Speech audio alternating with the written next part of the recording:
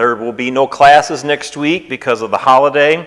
And then the week after that, in December, we're going to start having our winter series. And so our Wednesdays and Sunday morning classes are all going to be from the book of James. And because the Christmas store is going to be in this section of the church building, I guess the next Wednesday we meet will actually be in the auditorium. So we're going to have a rotation of different teachers. I will be one of them, but I won't be doing more than one of them.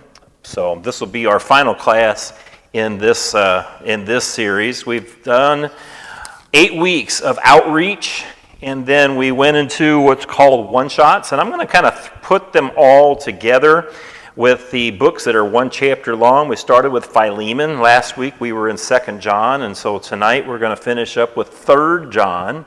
And so I'm going to just briefly touch on this book tonight. So a little bit of background about 3 John. First of all, there's some similarities to the book of 2 John. In fact, it begins and ends almost identical. And that would lead to the conclusion that whoever wrote 3 John must have also wrote 2 John. And that's where we kind of have some differences of opinion based on, the historians and scholars that determine the dates and authors of every book. There's no question, most scholars agree that whoever wrote 2 John wrote 3 John, but there's a question as to whether John the Apostle and whether this book, which refers to him as the elder, are they the same person? Are they two different people, or are they the same? And the church fathers, some of them actually thought that John the elder was somebody other than the apostle. It's odd that they would think that way, because as we read last week when we were talking of 2 John, there's a lot in 2 John that parallels the writing of 1 John, and the writing of 1 John parallels a lot of what's in the Gospel of John as well as the Revelation, which would indicate they must be from the same hand. And so, who better when the first letter of John starts out with the fact that he was an eyewitness and saw the things that Jesus said and touched him and saw him and heard what he said. They have to be of the same person. And so, a process of elimination, I think it is the Apostle John. I'm going to explore that just a little bit later as we get into the book. So just hang on to that. But I think this is still the Apostle John. The subject matter in 3 John is different than the book of 2 John, whereas 2 John was really a warning about who's coming at your door, proclaiming to be teaching truth, with also a message that we need to honor the commandment of the Lord Jesus, which commandment was to love each other as Christ has loved us. Well, 3 John is a little bit different. It's dealing with primarily two individuals that are on opposite polar ends of what's going on in this church situation. I think chronologically that the books of 2 and 3 John may very well be the last ones written in the Bible. There's no question that historically people have said John lived the longest life. He was the only one of the apostles not martyred. And so a lot of his writings may have been later in that first century. But when I look at Revelation chapter 17, and this is the chapter where John is revealing in the book who is the beast that's going to come and persecute the church. What he does is he begins numbering the kings. And remember, in John's writing of the Revelation, those who were kings of that day were the Caesars of Rome. So he says the first 5 have come and gone. That would be Caesar Augustus. That would be Caesar Nero. That would be Caesar Caligula. Claudius would fit under that. Then he says, the next king is, meaning is now, is present. The seventh one to come is going to come and reign for a short period of time. And then the eighth will be the identity of the one who will bring the persecution to the church. Okay? So taking this into consideration, if 5 Caesars have come and gone, the sixth one would be Vespasian. The one who would come and only reign for a short time would be his son Titus, who only reigned for 2 years. Vespasian actually reigned for 10. And as I mentioned in our study of Revelation, I believe Domitian is the one that, if you count the numbering of the Caesars, that is the one who will bring a persecution against the people of God. But if we understand chapter 17 to take on the meaning that these are the Caesars of Rome, and he says, this present time, Vespasian is the king, he is the one that's now, that means that when he's writing the book of Revelation, that was pre-AD 70, because the destruction of Jerusalem hadn't happened yet during the period of Vespasian.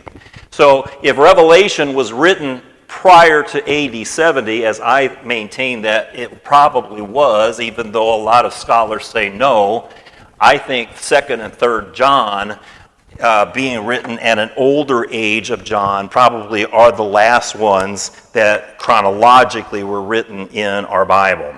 So with that in mind, let's move into 3rd John, and I'm just going to start with the introduction, which is the first verse. The elder to the beloved Gaius, whom I love in truth. Okay, so how does John refer to himself? He says the elder. This is the word presbyteros. I don't have that up there on my screen. This is the Greek word, presbyteros. And that word is usually translated as elder. Now, a lot of times in our Bible, it's translated as those who are serving in the capacity of elders over a congregation. But it also can take on the generic meaning somebody who is lived a long life, who is advanced in age. Now, I mentioned last week in our study of 2 John that John's not writing to fellow elders as Peter does in 1 Peter chapter 5, where Peter says, I am a fellow presbyteros, addressing the presbyteros of the church. John does not do that. And so I started looking because of a comment that was made in class last week about this idea that somebody suggested that it's historically was given that John did actually become an elder somewhere in some congregation. And I mentioned when that comment was made, I found nothing to support that idea. And so I did some digging, and the closest thing that I got was from the writings of a guy by the name of Eusebius. Now, Eusebius at the time was considered to be the expert of church history. In fact, he was trying to write an accurate account of the church beginning from the time of Pentecost all the way up to his day. The problem is that when he was writing that, he got a lot of the things that he was trying to write accurately wrong. And so it was him that actually suggested the idea. He didn't think the letters of 2nd and 3rd John, he was aware of both these letters, but he didn't believe that they came from the apostle. He believed that the elder John, John the presbyter, he was a separate person. But what's interesting is when he says that, he gives no indication where he was an elder at or when. And so I don't believe there's enough evidence to support John being an elder at any particular congregation. So I am of the position that when John says, I am the presbyteros, he's talking about a man who is advanced in years, but he will still be speaking as one with authority on the basis that he's an apostle of Christ Jesus. So, any other thoughts or questions about that? I hope I explained that adequately. So, who's he writing to?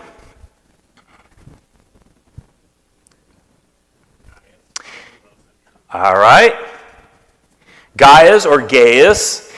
Who is this guy? Who is he? Well, somebody said, who is he? Okay. Well, I have found several Gaiuses that are found in our scriptures. And here they are. Number one, there was a Gaius referred to in the book of Corinthians, 1 Corinthians, and he is called a convert of Paul's, one of the converts that Paul himself baptized into the Christian faith. A second Gaius we find is in the book of Acts, Acts chapter 19, verse 29. He was considered a traveler of Paul's while he was spending time in Ephesus. And the third one was another traveling experience while he went to Derbe in the very next chapter. All three of these reference a Gaius. Now, it is doubtful that all three of these people can be the same, especially if they are in different places at different times. And the truth of the matter is, the Gaius that John is writing to could be one of these three, and it could be somebody entirely different. The problem is we don't have enough to go on in the book to identify who exactly this Gaius is. However, we do know some things about him from the letter that's written here. And the first thing that we get in this greeting in verse 2, as we'll get to the reading of it, he says, "Beloved, I pray that in all respects you may prosper and be in good health, just as your soul prospers. For I rejoiced greatly when brothers came and bore witness to your truth, that is, how you are walking in truth. I have no greater joy than this, to hear that my children are walking in the truth. Beloved, you are acting faithfully in whatever work you do for the brothers, and are doing this though they are strangers. And they bore witness to your love before the church. You will do well to send them on their way in a manner worthy of God. For they went out for the sake of the name, receiving nothing from the Gentiles. Therefore, we ought to support such men so that we may be fellow workers with the truth." Now, I want to focus a little bit on verse 2 because there has been people that have used verse 2 and have built this theology of thinking that says, once you become a Christian, just lay it there. Once you become a Christian, you will have no more problems in your life. You will be prosperous. You will always have good health. Is that what John is saying? How do you know? Why do you say no? Because we're supposed, it's going to be a suffering that we go through trials. Okay. So just being a Christian doesn't necessarily mean you escape trials. Okay? Verse 2.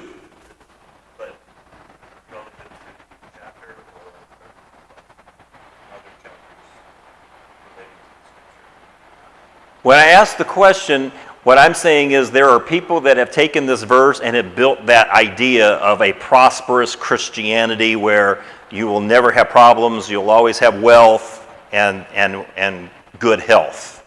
So yes, if part of our reasoning behind whether this is true or not would be on the basis, what does other scriptures say in support of that question?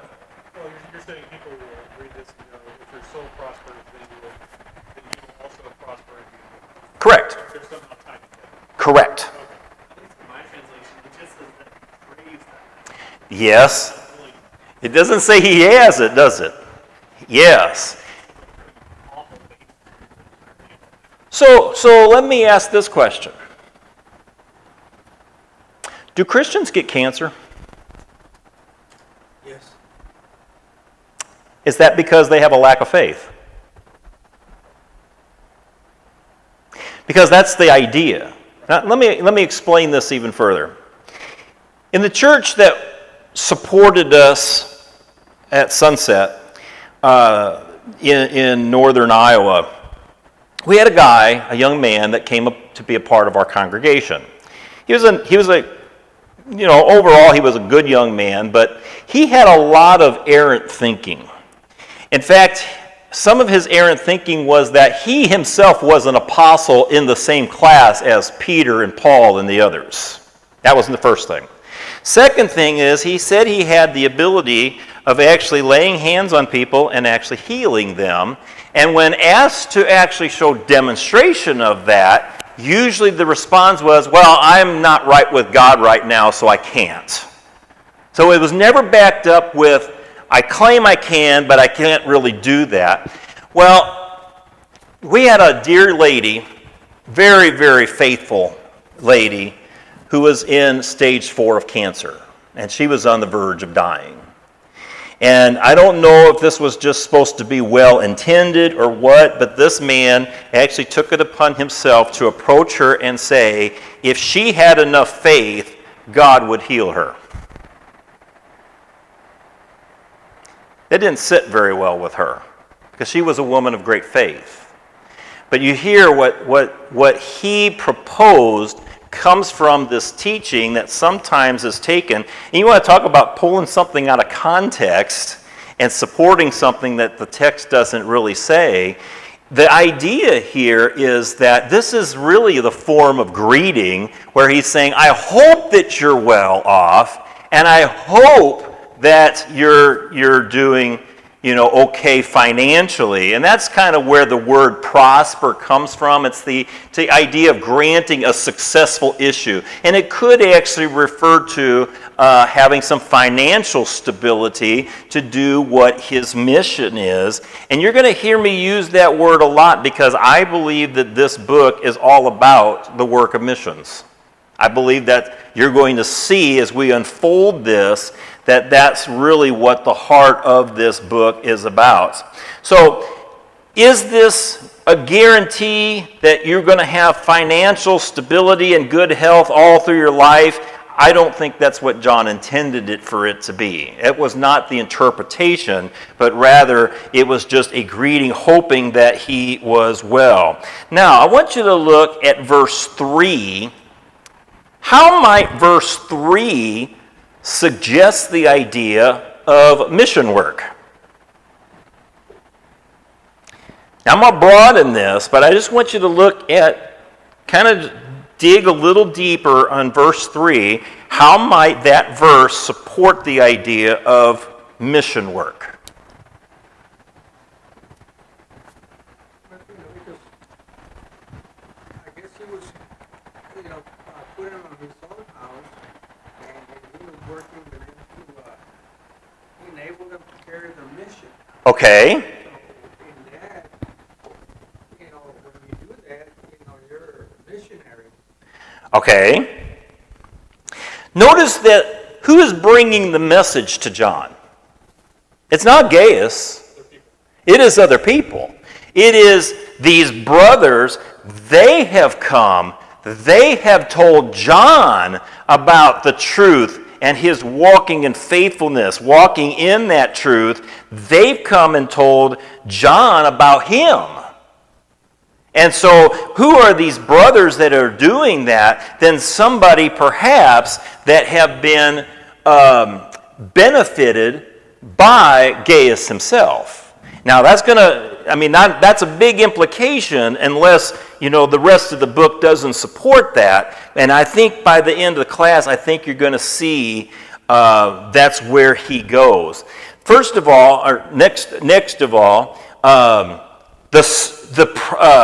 the prosperity that John is praying for and hoping for, I don't think it's just financial. I think he's also talking that he's well off spiritually. So spiritual prosperity, because that spiritual prosperity that he is now extending to these brothers was an example of his walk.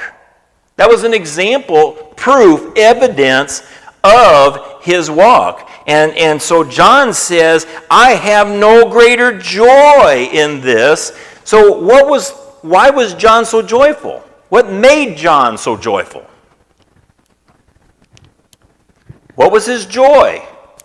The They're walking in the truth, and they're abiding in that truth. Now, when he says, I have no greater joy than this echoes what is said in 2 John, where he also said that he is joyful because some of the children are walking in truth. He says that in verse 4 of 2 John. But here in 3 John, he says, I have no greater joy than this, to hear that my children are walking in the truth. Is the children that's referenced here, is he talking about Gaius, or is he talking about the brothers?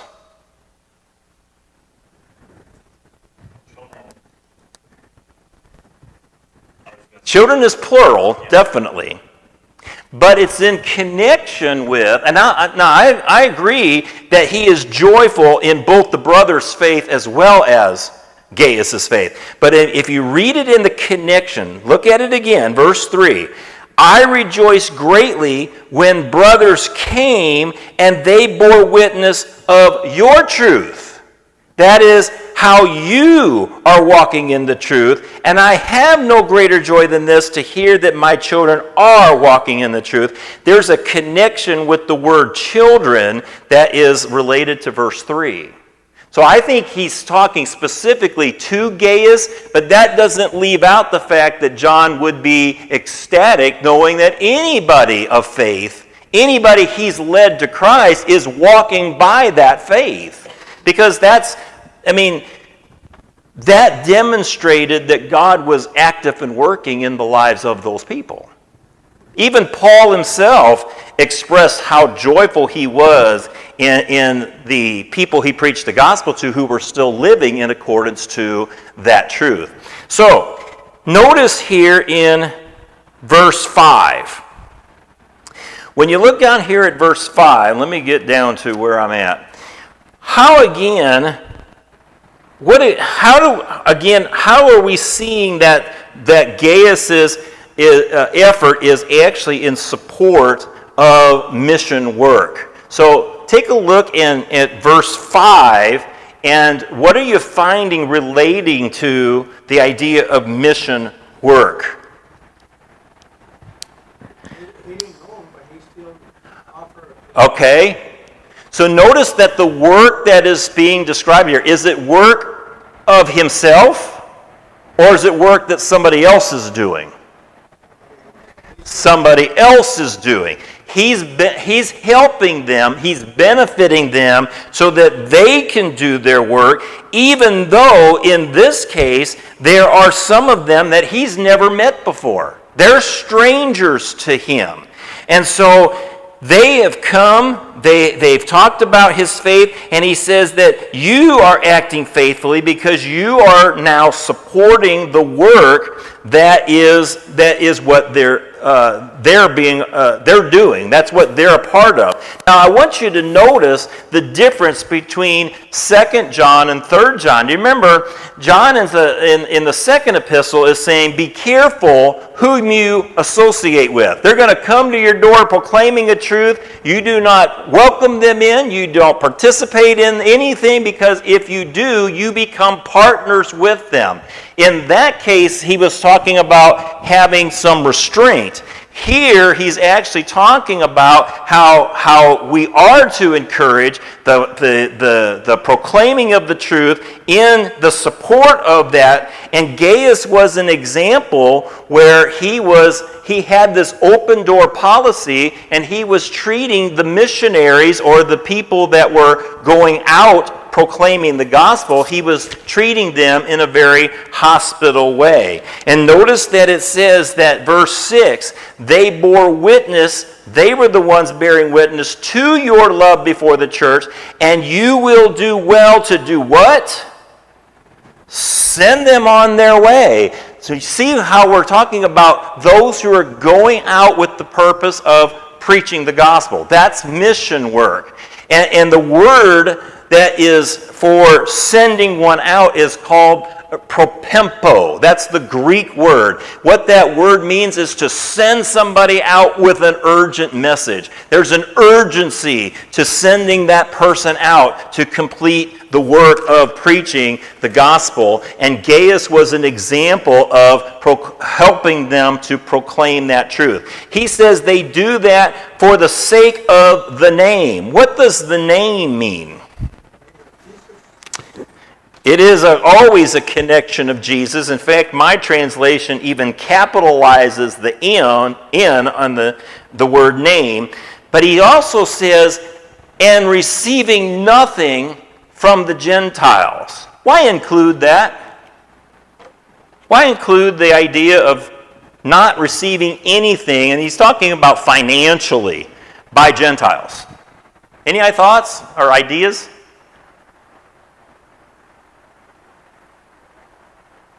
Okay, well, let me pose this question. We support mission work, right, here in this congregation. Those who go out different places. Tell me what sense it would make for them to go out and expect the unbelievers to pay them.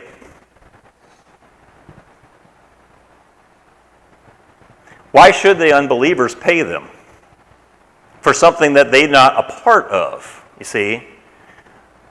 Paul himself even talks about the idea of a person that preaches the gospel should also make their living by the gospel, talking about financially, okay, being financially supported. Paul never went to any of these churches where he started the church expecting payment from those churches. He's expected support from those who are already believers because they're the ones holding firm to the fact that this is an important message that needs to get out. We're supporting him so that he doesn't have to charge these unbelievers for the purpose of teaching the gospel. Doesn't that make sense?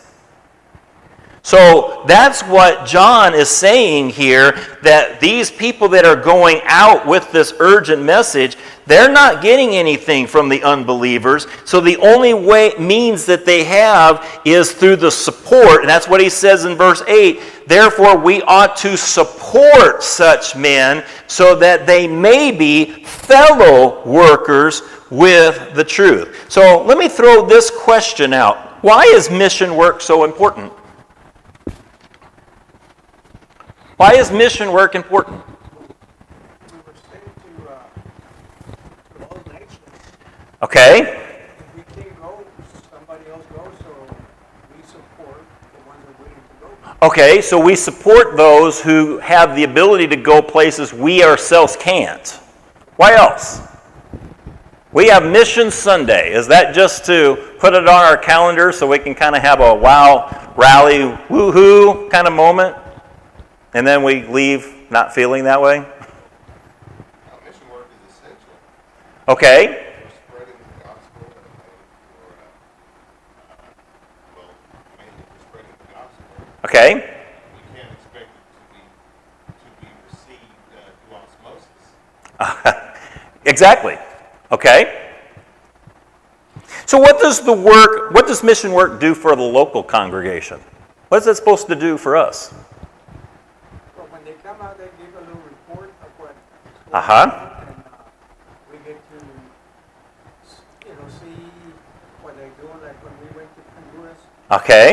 we have a day where they would present what was going on, give a report, show pictures, and Uh-huh. what we did up there the week that we worked. So how does that benefit the congregation you're sharing that with? Because they support their mission. Okay. So, It's uplifting. I mean,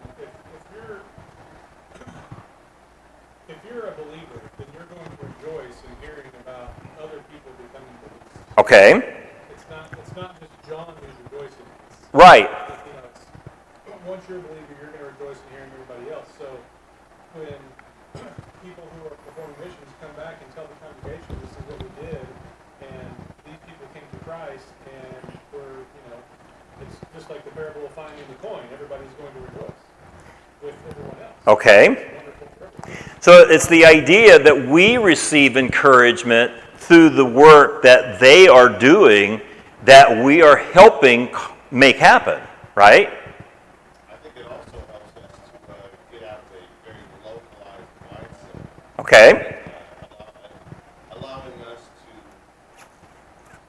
get a better understanding of the brotherhood around the world. okay, Not just the Dell City Church of Christ, but we're the body of Christ, and we connected more and spreading, all right.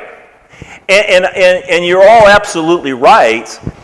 It is a privilege and an honor to be able to support people that are able to go to these other places that we otherwise can't go with the sake of proclaiming the gospel.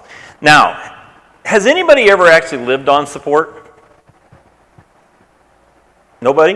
Besides being a child. right. Yes. Yes. Yeah, because I actually did. I lived on support for 2 years while we were studying at Sunset. The church in Cedar Falls, Iowa supported us the whole 2 years. Let me tell you a little bit about living on support. First of all, you don't get rich living on support. They pay you enough to pay your bills and to get food and gas, and not much beyond that. Because the reality is they're there investing in you for the purpose to train you for going out to do the mission, right? And so when I went to Sunset, every time I got a support check, it was kind of that inspiration for me that I'm here to honor them because they're partnering with me, believing in me to do the work. And I did have classmates that didn't necessarily do that. We were given I think we could miss a total of 3 or 4 days per term, or that we were dropped from the class. And a lot of my classmates who were a lot younger than I was, they thought those were vacation days. So if I could use them, then I'm going to just use them for vacation. And I just didn't feel like if somebody was sending me support money, that was proper for me to use their money that way. Now, none of you, most likely, have ever been to Cedar Falls, Iowa, and if you have, I mean, that's quite a coincidence, but I doubt very seriously you know anybody from that congregation, and I probably don't even know some of them because a lot of them are gone now. But my point is, I'm here because they made that possible. So whether or not you know them or not, they're still partners with us here because they've made my being here possible. Now, I want to emphasize this because I think it's a good place to. I am all for supporting mission work around the world, around the globe. I think that's a good thing. It should be something we do because I think the message of the gospel is that important. But I don't want us to lose sight of the fact that we have local missions too. And whether or not people know this, anytime a church brings on somebody to be a minister at a congregation, I know what the term is. We're the paid employees. Under the government, we're the taxable employees. I get all that. But in reality, when you are giving your contribution, in what you're doing is you're, in essence, supporting those who are working here so that we don't have to go out and get a full-time job and try to do our studies and be there for people that are in the hospital and hurting and going out knocking on doors or whatever else we have to do. Your support allows us to do those things. So in essence, what we are partners with you, and I don't like the term paid employee because once you put us on an employer-employee relationship, what often happens is when we get tired of this preacher or teacher, they're the most expendable, we send them out on their way. We are first and foremost members of the church. First and foremost. And what you give us the privilege of doing is actually being there to do the work that most of you can't because you got full-time jobs. Local work is also extremely important, and none of us could do this without the support of the congregation.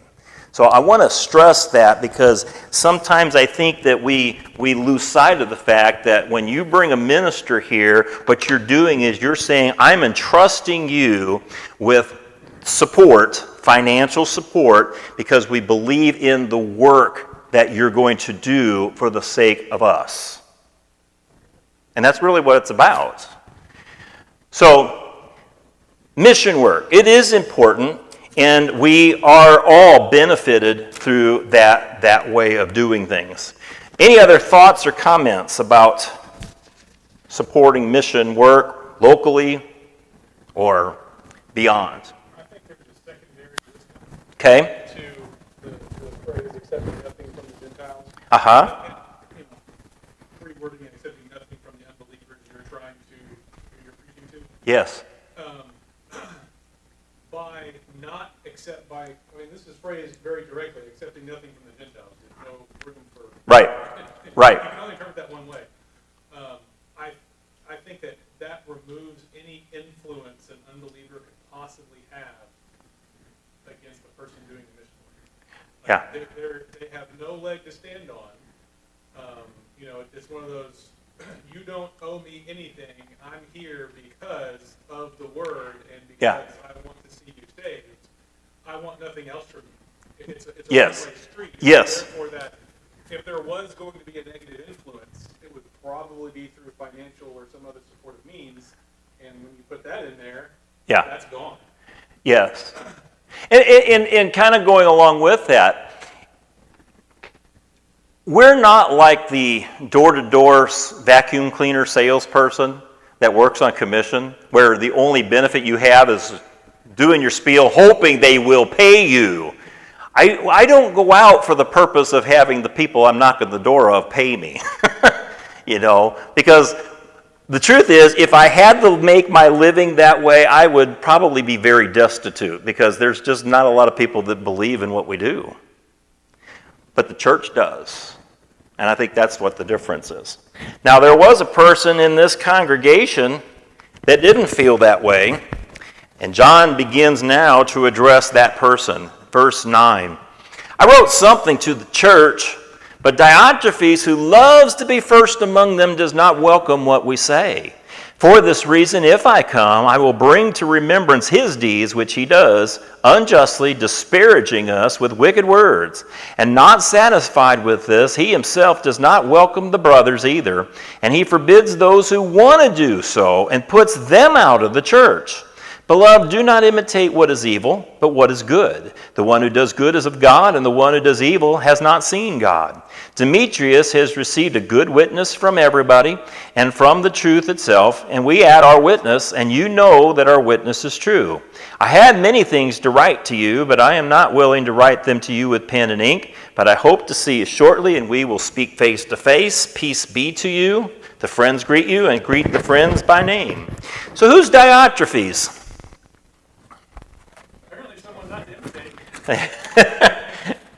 Yeah, Garrett actually said he was a jerk. Grade A jerk. Do you know how many times the name Diotrephes is in our Bible? Any idea? It is one time. Right here. The only mention of Diotrephes is right here. It's the only time this particular name. And the reason that he's here in the middle of the book is he's supposed to serve as the contrast behind the work that Gaius is doing. So where Gaius is doing a good work, he's doing the work for the benefit of the church. Diotrephes is the extreme opposite. And in verse 9, John says, I wrote something to the church. So evidently there's another letter that was written that we don't have. He wrote this letter because of really, I guess, his concern for the church. But Diotrephes is a person that is causing difficulty with John. So you're seeing there's a contrast here, and this is a person that's looked at with very personal pride. When you read the words, who loves to be first among them, this is talking about a very prideful person. And you also hear that he's He's kind of disparaging the brothers with wicked words, and these brothers who are trying to welcome these traveling missionaries, he's forbidding them from doing that, and he's putting them out of the church. So what he's doing is he's trying to rule the church through his power of influence. So if you could actually picture this person, what does that look like in the church? I'm not talking about what does he look like, but what kind of a person does that look like? A dictator, okay? Was he a leader? It doesn't mention anything if there were elders or Cor- teachers or anything. So he had to be sort of a leader to carry the power. He did. And it seems to imply that. Convinced 100% right and not willing to take correction. Okay, 100% right, not willing to take correction. What does a person like this look like? Devil. All right. He believes himself to be true. He believes that his truth is the real one. Okay. And it's going to be very So he is superior. Okay.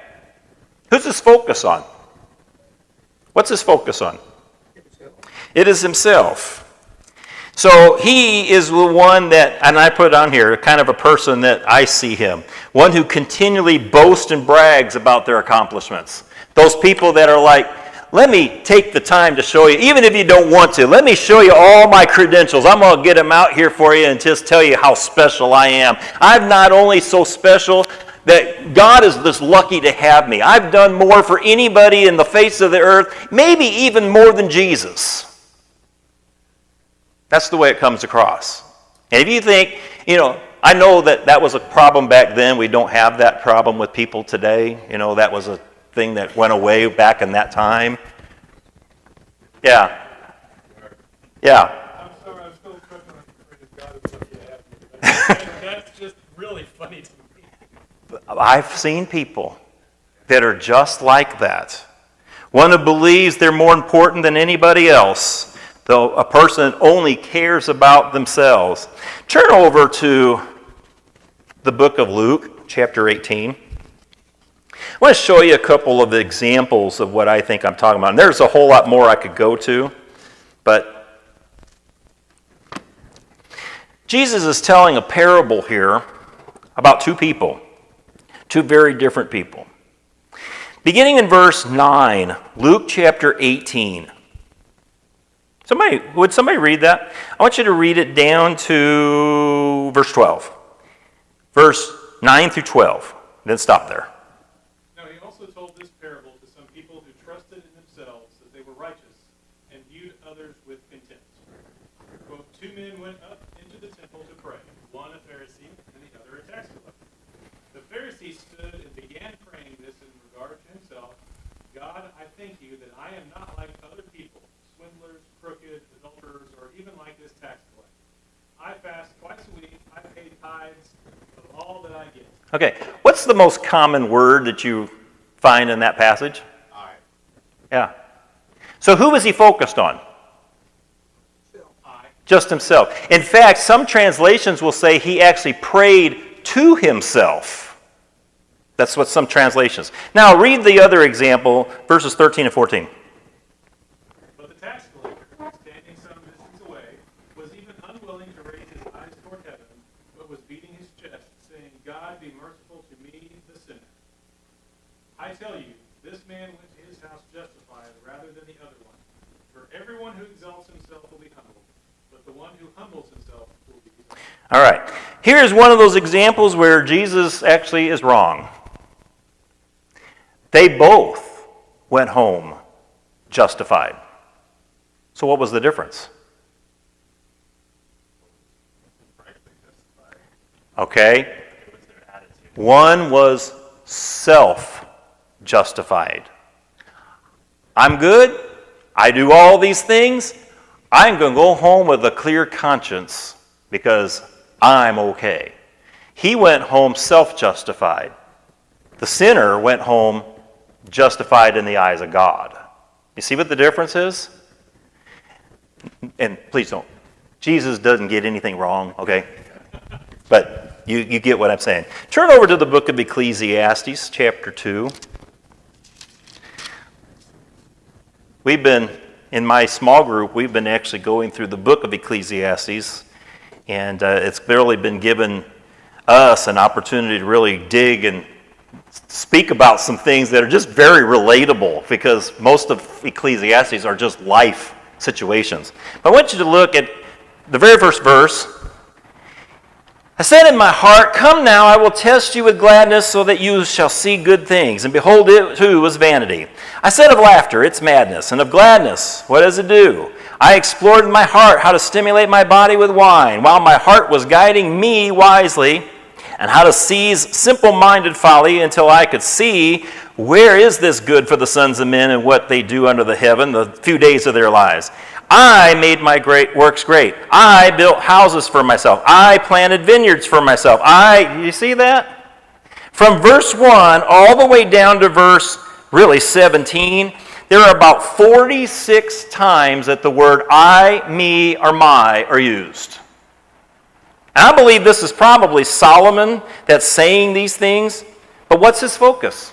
What's he looking to for life, to be satisfied in life? What he can do, what I did. All the sinner is on him, and that is the type of person that Diotrephes seems to be.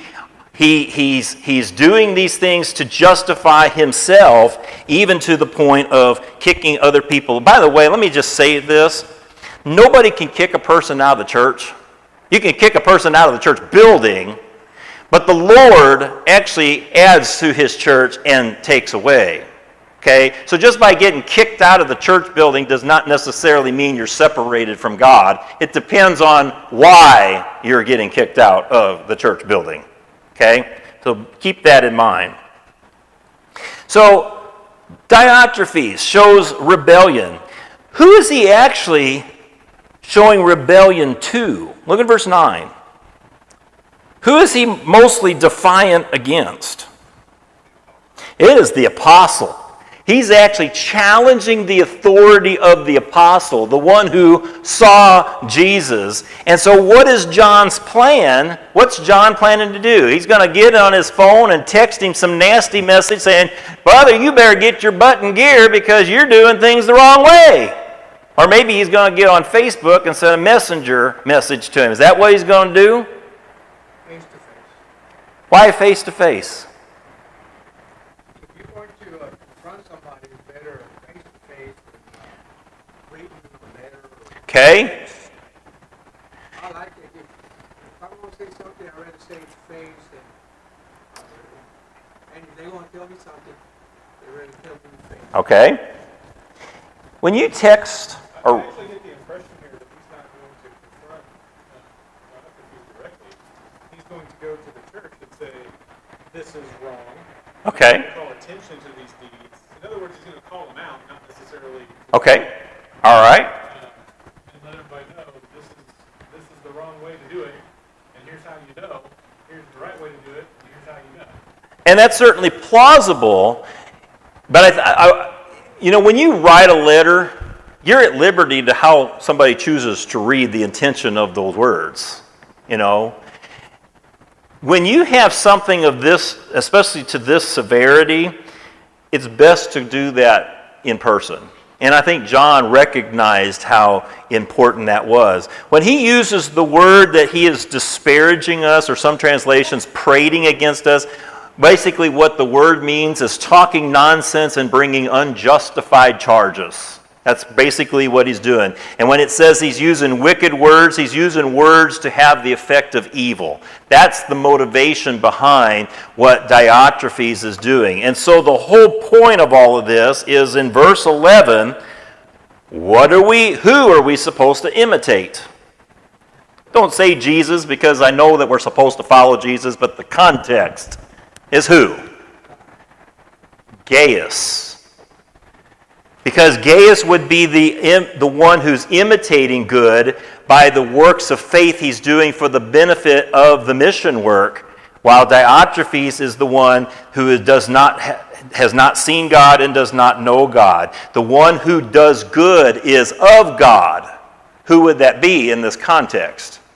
It'd have to be Gaius. It has to be. So then he gets into, in verses 12 to 15, this guy by the name of Demetrius. And there's only one other Demetrius in the scriptures. It's in Acts chapter 19. This is where Paul is actually, I believe he's in Ephesus. Now I catch up on my notes, I'll verify that. Yes, he's in Ephesus. And this Demetrius in Acts chapter 19 is a silversmith who actually he earned his living by making shrines to Artemis. And when Paul came in and he did the gospel teaching and was bringing people away from Artemis, he's the one that actually led the revolt against Paul. Now I doubt very seriously that this Demetrius is the same person. This is probably not him. But we do know a little bit about this Demetrius. What is said of him? Verse 12. He has a good testimony. People are talking well of him, aren't they? He is well spoken of, and he's a faithful worker. It is possible. Now I say this, even though it's not clear here, I say it's possible that the source of conflict that's going on here between Gaius supporting the mission work and Diotrephes, who is not, may actually be Demetrius that they're talking about. He could be the source of the problem. It just seems weird that he would all of a sudden appear at the very end of the letter after he's talked about the good that Gaius has done and the bad that Diotrephes has done, and then he brings up Demetrius, and it says that he has received a good witness from everyone and from the truth itself, and even John says, and we add our witness to what he's doing. I think it's possible that Demetrius is the missionary that's the subject matter of this book. Maybe he's not, but I think that there's some credibility to that. When he says we add our witness, what does that mean? What's that mean? We add our witness. His testimony. And he's really talking about the testimony of the apostles. In other words, Demetrius is preaching the same message that all the apostles and the workers of the apostles have done. And then he finishes up with the epilogue, which just says that there's a whole lot more I wish I could talk about, but I'm not going to do that. Writing it down, I want to come see you face to face. And he finishes up with a greeting, and he even says to greet one another by name. So when you think about the books of 2 John and 3 John, these are the shortest books of the Bible. What benefit do we gain from them? What's the benefit we gain from these two books? We get a real life, very, very realistic view of what was happening in the newly planted churches. Okay. Okay, so we get a picture of the church of that time. And I think this is actually, if these are the last books that are written, the church has been probably a good 60 years, maybe 50 years. They're still in its infancy, but they've grown tremendously enough that now people are infiltrating themselves into the church with destructive intentions. And I think Diotrephes would fit under the category of what 2 Peter talks about, those who have secretly crept in, and Jude also says to contend for the faith because certain people have crept in. I think Diotrephes would fit that same idea. What else? What else do we benefit from 2 and 3 John?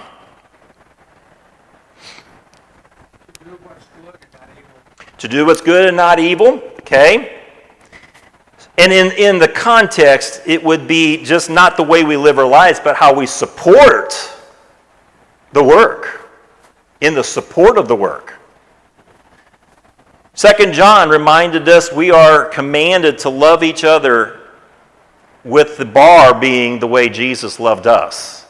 In 2 John, we're also told to be very, very careful because there are people out there that are proclaiming to be teaching truth that are not. These are excellent books. There's not a lot to them, but I still think they teach us a lot. I think they give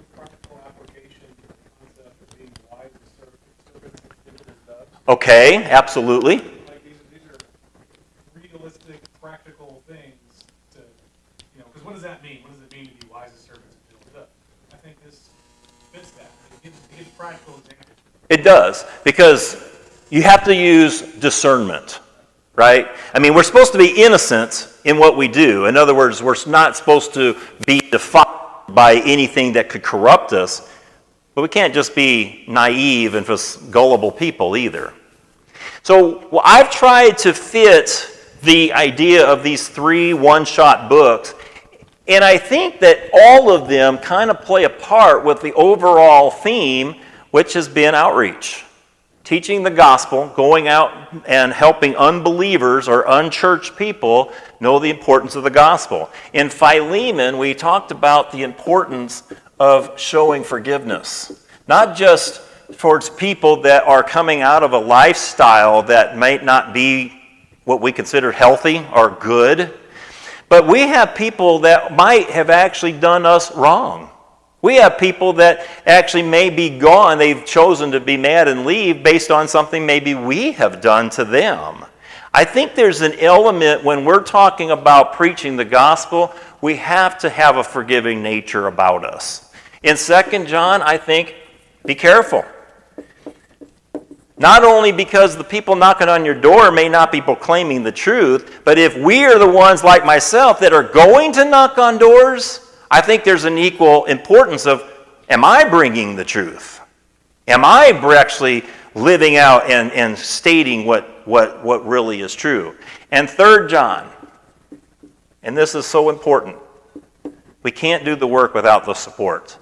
If we think that the Word of God is the most important thing that people need to hear in order to bring a people to salvation, if we think it's that important, then it is worth our support of the people that are doing it.